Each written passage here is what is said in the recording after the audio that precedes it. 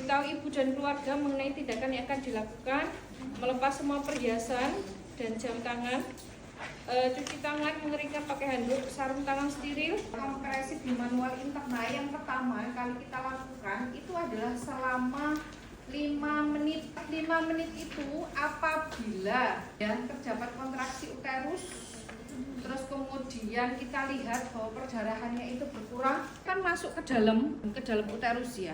Ini sudah tidak ada bayi, sudah tidak ada plasenta. Ketika tangan kita masuk ke dalam uterus, kalau uterus itu berkontraksi, itu tangan kita di dalam itu rasanya kayak diperes-peres gitu. Ya, adanya kontraksi uterus. Ya, terus kemudian kita lihat perdarahannya, apakah perdarahannya tetap keluar terus atau tidak. Ya, itu sambil kita lihat. Ya, apabila terdapat kontraksi uterus ya, perdarahannya itu berhenti, ya kita tambahkan selama 2 menit. Ya. Tetapi kalau tetap tidak ada kontraksi uterus, perdarahannya itu tetap profuse, tetap aktif, ya kita ganti teman atau keluarga pasien untuk menggantikan kita KBE. Ya, KBE itu adalah kompresi bimanual eksternal. Ya, kita dalam menolong persalinan itu kan sekarang 6 tangan ya.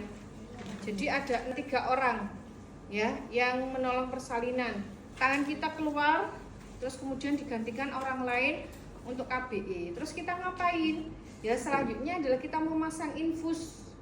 Ya, infus RL plus drip oksitosin 20 unit. Tetesannya adalah cepat. Kemudian kita injeksi ergometrin. Ergometrin itu memiliki indikasi adalah menaikkan tensi. Makanya kita hati-hati terhadap seseorang yang dia itu adalah PEB. Ya, tensinya dia tinggi, itu tidak boleh mutlak untuk kita suntikkan ergometrin. Kita ganti dengan menggunakan sitotek atau misoprostol. Yang kita butuhkan yang masuk ke dalam uterus kan hanya tangan kanan saja, tangan kirinya kita pakai handskun pendek, tidak apa-apa. Jadi kalau kita punya handskunnya cuma 1, ya ini kita buat kanan dua-duanya. Ya, karena setelah kita KBI, ya kita digantikan KBE, KBE itu masih belum berhasil, kita nanti akan KBI ulang yang kedua. KBI ulang yang kedua, otomatis tangan kita, ya yang kita pakai handskun panjang tadi kita lepas, kemudian ganti pakai handskun panjang lagi, 1 lagi, begitu. Sebelum kita pakai handskun panjang, kita cek dulu kandung kemih, ya. Kalau memang kondisinya kandung kemihnya penuh, ibunya tidak bisa BAK, ya, kita lakukan vulva hygiene dulu, kemudian kita kateterisasi. Kalau kandung kemihnya itu kosong, langsung kita melakukan KBI. Ingat kesterilan alat ya. Kalau ini kita tidak boleh yang luar, jadi kita mau masukkan adalah yang dalam ya. Yang kiri handskunnya handskun steril ya. Ya, tangan kita masuk secara obstetri, kita membuka vulva. Tangan kita masuk secara obstetri, masuk sampai di depan introitus vagina, ya. Tangan kita yang kiri pindah ke fundus, masuk sampai ke dalam uterus. Kemudian tangan kita seperti menggenggam, ya. Jadi posisinya di dalam seperti ini posisinya. Terus kemudian ini tangan yang di luar itu di fundus. Jadi tangan kita menonjok ya ke arah anterior. Jadi posisinya kita begini. Ya. Ini terus kita selama 5 menit. Selama 5 menit itu kita lihat apakah perdarahannya itu berhenti atau tidak, apakah terdapat kontraksi uterus atau tidak. Kita operan dengan teman KBE itu adalah kamu kepalkan tangan kamu. Saya masih di dalam gini. Ini kamu gantikan ini. Ya, terus kemudian tangan saya keluar, ini menggenggam. Tangan saya keluar, ini langsung menonjok. Nah, ke arah dalam. Tapi dia bagian di atas perut ya. Jadi posisinya dia begini. Ya, jadi ini tidak ada jeda sedikit pun.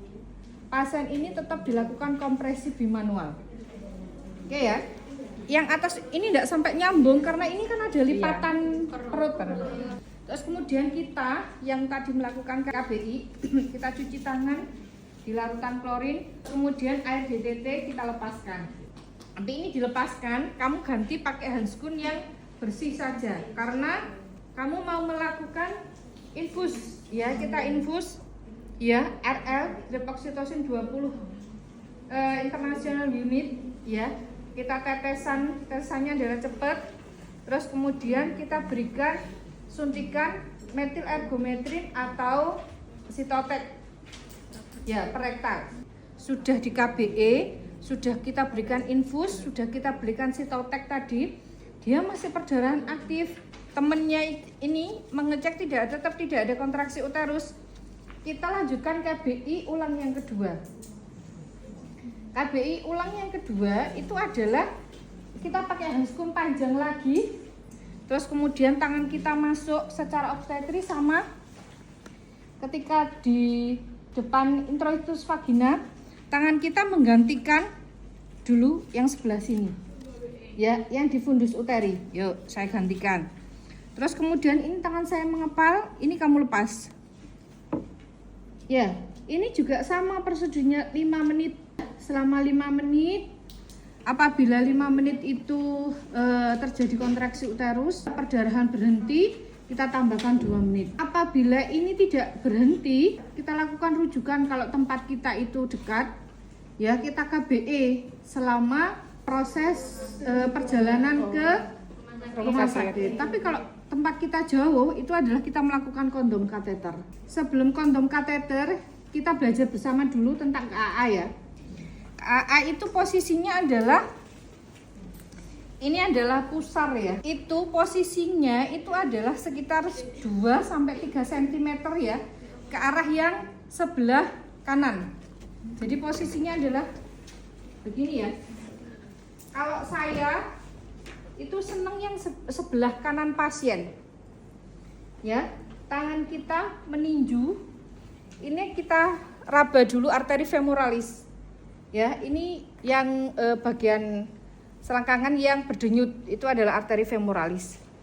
Kita cari ya aorta abdominalisnya itu 2-3 cm ya ke arah kanan pasien dari pusar ibunya. Kita tinju ya, kita ninjunya itu adalah tegak lurus, tidak boleh begini karena kekuatan itu akan berkurang kalau begini. Terus kemudian kita raba. Kalau tekanan kita pas pada aorta abdominalis, arteri femoralis ini tidak akan berdenyut.